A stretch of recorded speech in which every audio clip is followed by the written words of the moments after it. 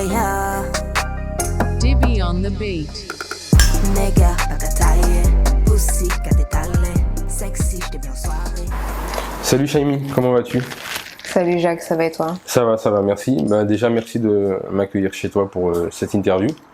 On va directement rentrer dans le vif du sujet. J'aimerais bien que tu me parles un peu de toi, de la personne que tu es en général et de la personne qui se cache un peu sous Shaimi. Ok, bah écoute, la personne qui se cache sous Shaimi, bah, c'est Johanna. Donc j'ai commencé en fait dans la musique, ça fait quand même pas mal d'années. J'ai progressé dedans, j'ai pu réaliser des projets qui me tenaient quand même à cœur. Et donc voilà, maintenant je suis Shaimi. Bon, avant Shaimi, il y avait j'avais un autre nom de scène, mais je pense qu'on va pouvoir en parler un peu plus tard. Ouais, exactement. Effectivement. Comment tu étais justement quand tu étais petite et comment ça se passait pour toi à l'école? Alors quand j'étais petite, j'étais assez réservée, timide. Ouais, j'étais assez réservée et bon, à l'école ça se passait bien, mais voilà, j'étais une enfant plutôt en retrait, voilà quoi. Un peu dans ton coin. Ouais. D'accord, ok. Et à cette époque-là, tu savais déjà ce que tu voulais faire plus tard? Ouais, je savais ce que je voulais faire. Bon, le métier que je voulais, je ne le fais pas actuellement, mais je voulais être hôtesse de l'air. D'accord. Et voilà. C'était un métier qui te passionnait, Ouais, c'est un métier qui me passionnait vraiment. Vraiment. Moi, j'aimais beaucoup aller dans les aéroports juste pour voir les hôtesses de l'air. C'était un kiff pour moi. Et donc voilà. Après, je pense que ça fait rêver pas mal de petites filles aussi. Ouais, après, il y a d'autres métiers aussi qui sont très plaisants et maintenant, chacun fait vraiment ce qu'il a envie de faire. Il n'y a pas un métier qui est mieux qu'un autre. Est-ce que pour toi, c'était un métier d'avenir, quelque chose qui aurait pu te sembler, en étant hôtesse de l'air, avoir peut-être réussi ta vie, par exemple? Ben, à l'heure actuelle, je suis pas hôtesse de l'air, donc c'est pas vraiment un métier sur lequel je suis restée, puisqu'à l'heure d'aujourd'hui, je fais autre chose. D'accord. On évolue. J'étais plus jeune. Il y a d'autres métiers qui sont aussi très plaisants, donc voilà. Justement, tu m'as parlé de toi étant plus jeune. Est-ce que maintenant, avec les années, comment tu pourrais te décrire? Est-ce que tu es toujours la même personne ou ça a un peu changé, notamment ta timidité, par exemple? Bah, j'ai évolué. Je suis toujours un peu réservée. Oui. Mais voilà, je fais beaucoup de choses maintenant, donc qui me permettent d'avoir énormément de communication, etc. Donc j'ai évolué et je suis moins timide, ouais. Je suis pas une fille extravertie non plus, mais voilà, à l'heure d'aujourd'hui, j'ai confiance en moi. Voilà. Durant ton enfance, Shaimi, elle apparaît à quel moment de ta vie, justement? Pas maintenant, parce qu'avant Shaimi, mon nom de scène c'était Mishai. On en parlera juste après, justement. C'est ça. Donc Shaimi, elle apparaît vraiment en 2018, quoi. D'accord. Comment aujourd'hui tu pourrais décrire ton style musical à quelqu'un qui te connaît pas? Ben, la nouvelle Shaimi, elle fait de tout. La nouvelle Shaimi n'est pas dans une case. Donc voilà, je fais vraiment pas mal de choses sur différents styles musicaux, quoi. La trap, R&B, soul, dancehall, reggae, zouk. Ok, d'accord. C'est polyvalente. Comme ça te permet peut-être de toucher un public un peu plus large. C'est ça. D'accord. Donc tu me disais justement que tu avais commencé avec du zouk, une musique typique des Antilles. Qu'est-ce qui t'a attiré toi dans le zouk et ça représente quoi pour toi le zouk? Qu'est-ce qui m'a attiré dans le zouk? Bah, c'est la musique de chez nous, hein. C'est la musique antillaise, donc je suis antillaise, donc voilà. Depuis petite, j'écoute du zouk. C'est une musique où tu ressens vraiment la chaleur, quoi. Donc c'est pour moi un style qui sera toujours en moi, parce que ça vient de chez moi. Et donc voilà. Ça représente quelque chose en particulier, à part peut-être tes racines ou... Ouais. Ouais. Bien sûr, ça représente mes racines totalement. Tu as changé maintenant un petit peu d'univers musical où tu essaies de toucher un petit peu à tout. Est-ce que tu peux déjà m'en dire un peu plus? Parce que je sais qu'il y a un album, ton album qui est sorti là le 2, le 2 octobre. Ouais, le nom de l'album c'est Paradoxe. Paradoxe. Ouais, d'accord. justement, ça explique. Le titre en lui-même veut dire que voilà, il y a tellement de styles différents que je trouvais que c'était le plus adapté par rapport à tout ce que je fais. Est-ce qu'il y a un style particulier qui ressort un peu plus de l'album qu'un autre?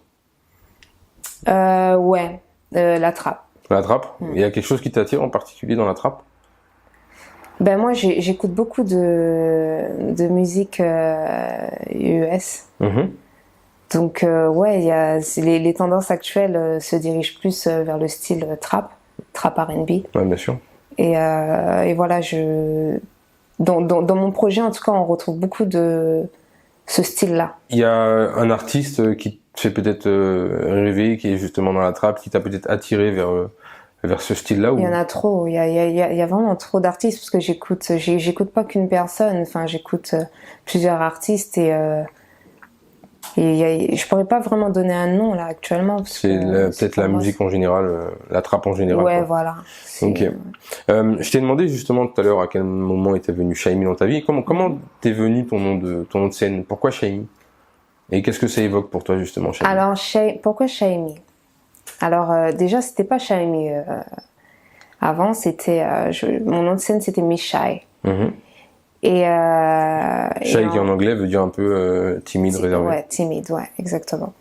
Et quand j'étais sur le projet de mon album, Zouk. Avec Milson. Avec Milson, ouais, exactement. Donc le nom de l'album s'appelle Plaisir charnel. Qu'on peut retrouver d'ailleurs sur Spotify, Deezer, SoundCloud, YouTube. Partout. Toutes les plateformes. Okay. Toutes les plateformes, c'est ça. Et c'est de là qu'est apparu mon nom de scène Shymi. Ils m'ont proposé ça et j'ai trouvé je trouvais que c'était un nom assez original. Donc ouais, ça a tout de suite collé à ma peau, on va dire. Justement, sur ton album avec Milson, c'était plus de la musique zouk. Qu'est-ce que tu penses toi aujourd'hui du rapport qu'ont les Français avec le zouk? On sait que en France, en général, on aime bien rester sur les choses un petit peu anciennes. On sait qu'ils sont beaucoup accrochés à la compagnie créole et Kassav. Est-ce que c'est compliqué aujourd'hui de se frayer un passage dans le milieu du zouk en France? Je pense que il y a encore des efforts à faire, mais ce que je vois pour maintenant, en tout cas, c'est qu'ils montrent quand même certains artistes locaux, quoi. Donc comme je peux citer Giant King avec Bambi, c'est des personnes qui passent facilement dans des radios ou sur télé. Ouais. Donc on est en pleine évolution. Après concernant le zouk, on reste encore dans l'ancien, mais je pense que ouais, il peut y avoir de bonnes évolutions par la suite, dans le futur. Ça a pesé un peu dans la balance sur le fait que sur ton nouveau projet, tu changes un peu d'univers musical. Est-ce que ça a joué ça? C'est vrai que ce que je fais actuellement, je fais pas de zouk, donc j'ai changé de milieu. Donc c'est vrai que ce que je fais, c'est des artistes qu'on entend à l'international, donc la trap, etc. La R&B, la soul, dancehall, donc c'est vraiment à l'international. Donc ouais, j'essaye de me diriger vers des où les portes sont beaucoup plus ouvertes. On va revenir un peu sur ton enfance. Est-ce que toi, étant plus jeune, il y a des sons qui t'ont fait vibrer particulièrement? Ouais, étant plus jeune, j'écoutais beaucoup de gospel. Donc j'ai beaucoup chanté dans ma salle de bain des chansons comme on peut trouver dans le film Sister Act. Sister Act, ouais, avec ouais. Et donc, je chantais souvent Oh Happy Day. Et c'était court, mais... On a pu voir que tu as une très belle voix. Si tu avais la possibilité de pouvoir faire un feat, toi, aujourd'hui, est-ce que justement ce serait peut-être sur du gospel ou sur un autre son et avec qui? Peut-être sur un autre son, hein, quand même, un autre style. Alors, il y a pas mal d'artistes hein, que j'écoute et qui sont pas mal. Meryl, elle grandit de plus en plus, donc ouais, c'est une artiste avec qui j'aurais bien aimé collaborer. Ok. Je te remercie d'avoir répondu à cette première partie d'interview. Je te propose un petit jeu avant de passer à la deuxième partie. Tu auras deux choix. Tu auras deux choix et tu vas devoir faire un choix justement parmi les deux propositions et m'expliquer pourquoi tu fais ce choix. Ok? Ok. La vie est limitée. Les ennemis feront demi-tour. Je ne prône pas le mal, mon Dieu. Est-ce que tu es plutôt salé ou sucré? Ah, dur. Salé. Salé? Pourquoi salé? Pourquoi salé? Attends, après je suis gourmande. Salé, mais pourquoi salé? Je sais pas. Hein. Le goût, hein, tout simplement, je sais pas. Ok. Pour des vacances, tu es plutôt montagne ou plage? Plage. Bien sûr. Plage? Ouais. La montagne. La montagne, ouais aussi, mais pas tout le temps quoi. Si tu étais obligé de suivre quelque chose, ce serait plus la politique ou le foot? Alors j'aime bien le foot. Ouais. Je regarde du foot, j'aime bien le foot. Mais ouais, non, la politique, ça aussi j'aime bien. plutôt piscine ou jacuzzi? Ah, jacuzzi. McDonald's ou KFC? KFC. KFC? Booba ou Caris? Booba ou Caris. Booba parce qu'il a fait des sons que j'ai kiffé. Après dans l'évolution, bon je l'écoute pas vraiment ces temps-ci, mais j'écoute ces sons d'avant, ouais. Plutôt mathématiques ou français? Français. Français? Les maths c'est pas trop ton truc? Non, ça va, hein, je sais compter après. Instagram ou Snapchat? Insta. Insta? Plutôt Kalash ou Admiralty? Kalash. Pourquoi Kalash? Kalash parce que il a vraiment bien évolué. Voilà, c'est la tendance actuelle. D'accord. Kalash, Okay. on l'écoute beaucoup. Admiralty un peu moins maintenant. Mais je dirais ouais Kalash. Phuket ou Ibiza? Phuket. Pourquoi Phuket?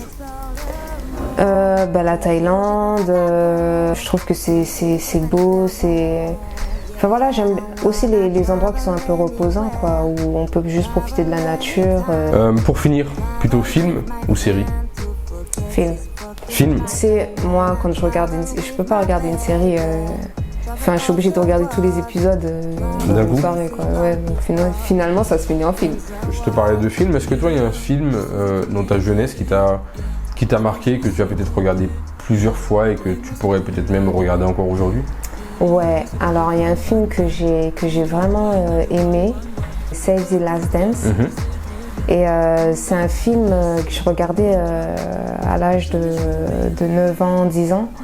Ce film-là, il m'a persuadé dans beaucoup de choses, c'est-à-dire que même par rapport au blanc, enfin à l'homme blanc et à l'homme noir, dans ce film-là, en fait, on montre que les deux peuvent faire énormément de choses, de belles choses. Donc, c'est un film aussi qui parle de ça, qui parle de danse, qui parle d'amour.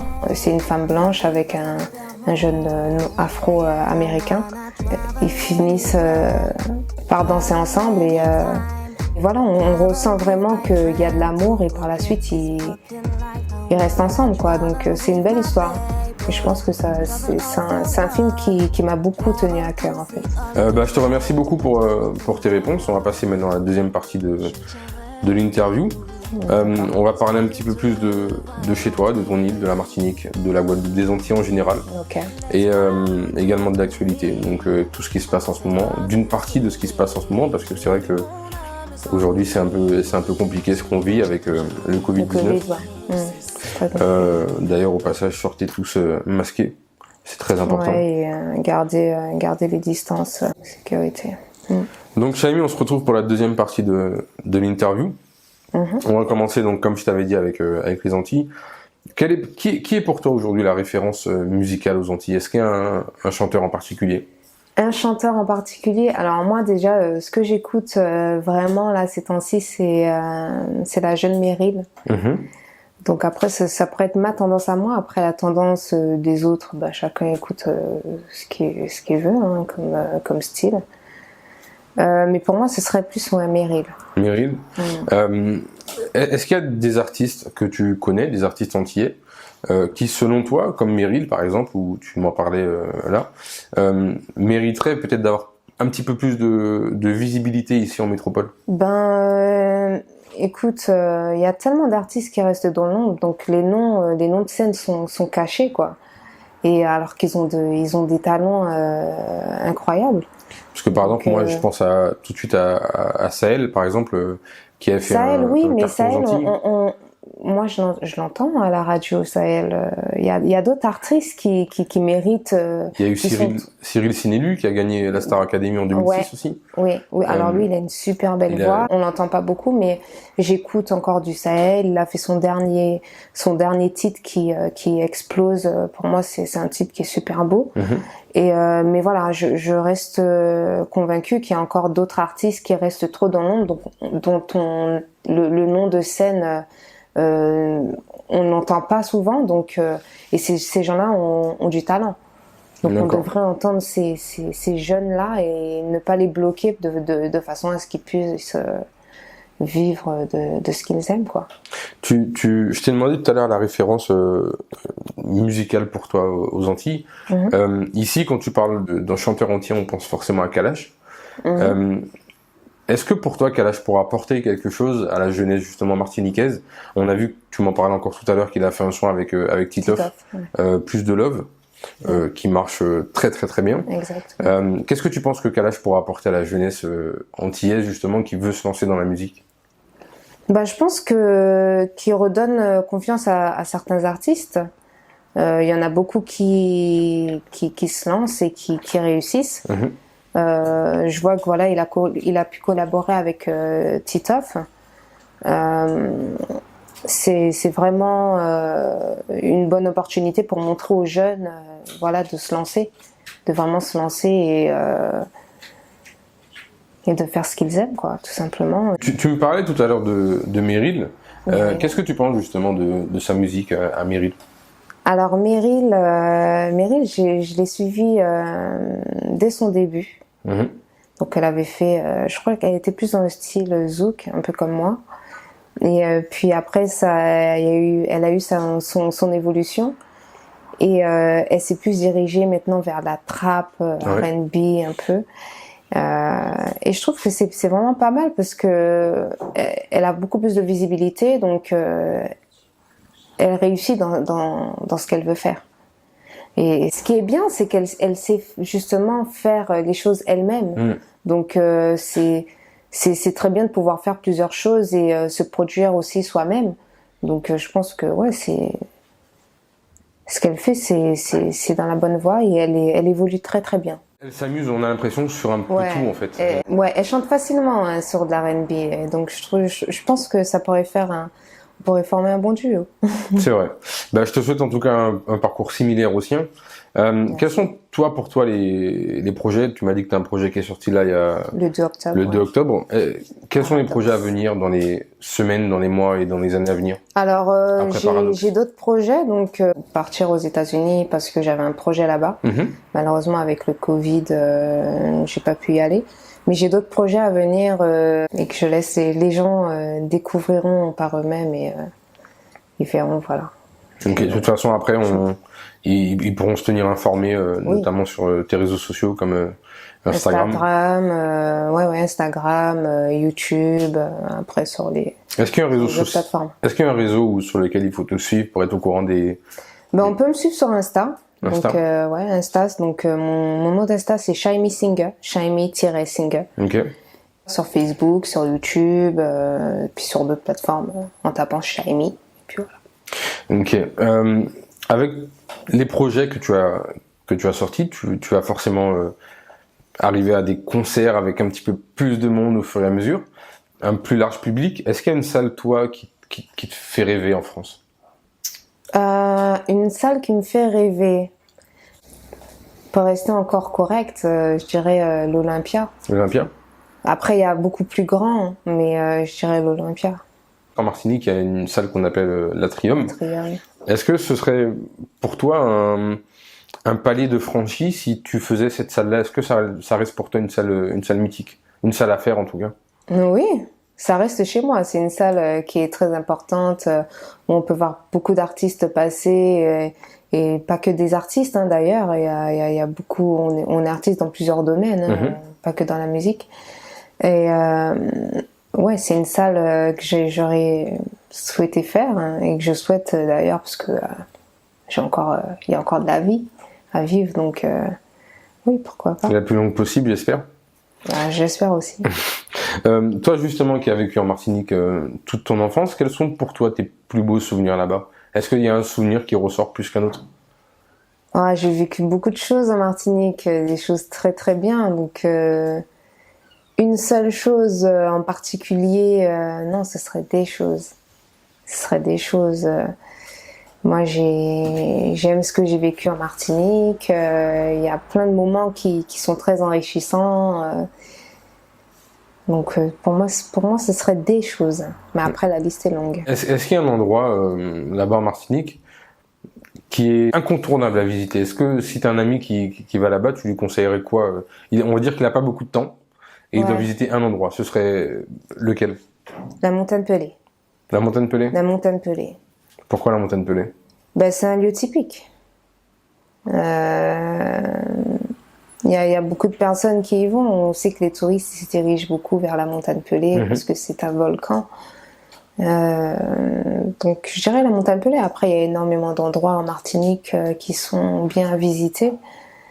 On sait qu'on a énormément de choses là-bas. On a le rhum, on a l'agriculture au niveau de la banane et d'autres aliments, et on fait énormément de choses. Donc il y a la danse, donc on peut voir énormément de milieux, des monuments, des choses qui sont très enrichissantes et qui montrent vraiment notre pays, nos traditions, ce qu'on a vécu.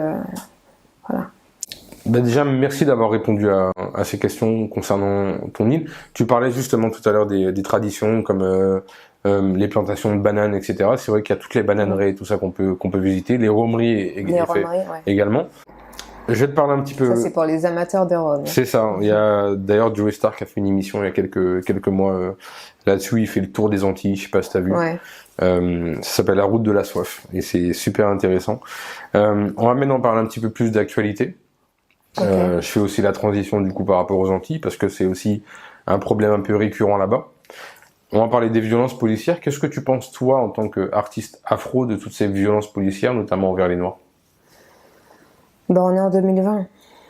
Le problème, c'est qu'on est en 2020, on progresse, donc normalement on devrait progresser aussi dans les mentalités. Et je pense que voilà, on parle beaucoup de ça aux États-Unis. Notamment parce que le port d'armes est légal hein, là-bas, donc c'est très facile d'avoir ce contraste-là entre, par rapport au racisme.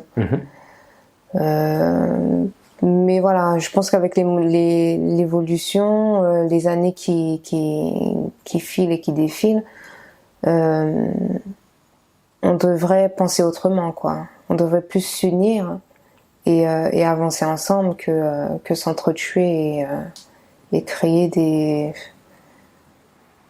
émeutes énormes. Il y a énormément de choses qui se passent hein, dans le monde et je trouve ça dommage, quoi. Pour moi, des futilités, quoi. On a pu voir énormément d'artistes s'engager par rapport à tout ça, aux violences policières notamment envers les Noirs. Est-ce que tu estimes que c'est important pour les personnes les plus en vue de faire savoir haut et fort qu'il y a un mécontentement quelque part? Est-ce que c'est bien pour toi Ouais, bien sûr. Quand le président il parle, on l'écoute.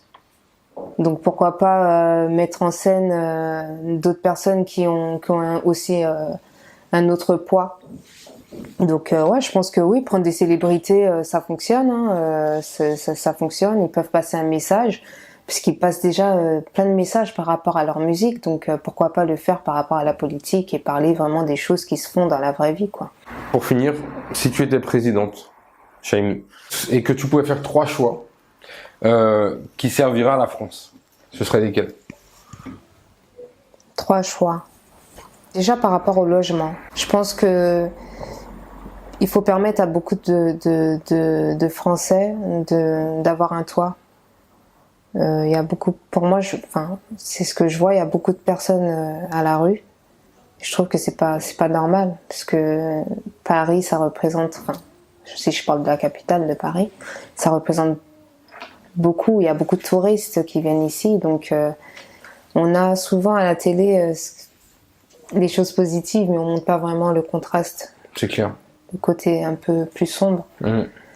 Et je pense que voilà, je ferai en sorte que les personnes aient un toit. Après, en deuxième position, je dirais l'égalité. Égalité entre hommes et femmes. Donc, que ce soit au niveau des salaires, mais voilà. Mais après, ça évolue. Donc, on a encore tu penses qu'il y a toujours une petite discrimination, entre guillemets, dans le rapport homme-femme? On le sait tous. On sait tous que la femme, elle est plus en retrait. C'est-à-dire que c'est plus l'homme qui... l'homme a encore... même si dans certaines entreprises, on essaie de respecter cette loi-là qui est l'égalité, mais après c'est pas partout que ça se passe comme ça, donc je penserais plus pour ça, mais après c'est un sujet qui est encore très vaste et on peut vraiment approfondir dessus, mais il nous faudrait des heures et des heures, je pense. En troisième position, Justement, pour ce troisième choix, quand j'ai pensé à cette question, je regardais en même temps Balance ton poste, donc l'émission de Cyril Hanouna, où ils avaient un débat sur la peine à perpétuité, les peines de prison à perpétuité. Balance ton poste ? Balance ton poste, ouais. Où en France, la perpétuité c'est 30 ans. Et aux États-Unis, par contre, la perpétuité c'est la prison à vie dans certains États. Qu'est-ce que tu penses, toi, et en tant que présidente, est-ce que tu aurais peut-être changé ça, peut-être pour les meurtriers ou... J'aurais pas mis cette loi-là, parce que après, il y a quand même des personnes qui sont innocentes, dont les dossiers sont toujours en traitement. Donc, on peut même le voir par rapport à un film qui est, je crois qu'il date de 2018, je crois, ou 2017, je sais plus, dont le nom m'échappe, mais c'est trois jeunes noirs afro-américains qui sont innocents et qui se retrouvent en prison pour des années à perpétuité, et puis quand ils sortent, ils se retrouvent à être indemnisés, mais ils étaient innocents, quoi. Il faudrait peut-être attendre que le dossier soit classé, entre guillemets. Bien classé, et par la suite, ouais, effectivement. Mais après, je trouve que c'est une peine... c'est compliqué de répondre à ça, parce que c'est une peine qui est très lourde. Après, il y a différents crimes aussi. Il y a des personnes qui tuent, qui violent. Donc chaque dossier a plus ou moins sa note. Je te remercie beaucoup en tout cas pour cette interview. C'est vrai que la fin a été un peu épique. Malheureusement, c'est pour apprendre un petit peu plus à te connaître et à savoir comment tu vois les choses. Qu'est-ce qu'on peut te souhaiter pour l'avenir, Chaimi? Alors pour l'avenir, la réussite, on veut tous la réussite, on veut tous réussir et faire ce qu'on aime. Donc voilà, pour moi ce serait que la réussite, et puis bien évidemment la santé. C'est ce qu'on souhaite à tout le monde, parce que sans ça on peut pratiquement rien faire. Donc voilà, réussite et santé, je dirais. Chaimi, merci encore pour cette interview, pour le temps que tu m'as accordé. Je te souhaite énormément de réussite. Je le répète encore une fois, également. Merci beaucoup. Ton projet Paradoxe est sorti le 2 octobre. Le 2 octobre. Ouais. On peut retrouver encore une fois sur Spotify, Deezer, partout, YouTube, sur toutes les SoundCloud. plateformes exactement, les téléchargements. Il y a également l'album avec Milson, qui est toujours disponible. Plaisir charnel. Faut l'écouter, parce que c'est un album qui a été beaucoup écouté aux États-Unis, Et donc c'est un peu le style, enfin c'est du zouk, mais c'est du zouk rétro, compas. Il y a beaucoup de, voilà, je trouve c'est un album qui m'a beaucoup plu. Je l'ai fait, mais j'ai beaucoup aimé ce que j'ai fait. Ben, encore une fois, merci beaucoup. Et puis, j'espère à très vite. Beaucoup de réussite pour toi. Également, merci. Prends soin de toi, Shaimi. Et Ben, oublie pas toi ton aussi, masque hein. quand tu sors. Ben non, c'est évident. Et donc c'est important de le porter, de se protéger. Et puis il y a des personnes qui sont vulnérables aussi. Donc, Merci de le rappeler en tout cas. Encore une fois, beaucoup de réussite pour toi. Et puis, j'espère à Merci. très vite. ben, merci. Salut, Shaimi. Salut.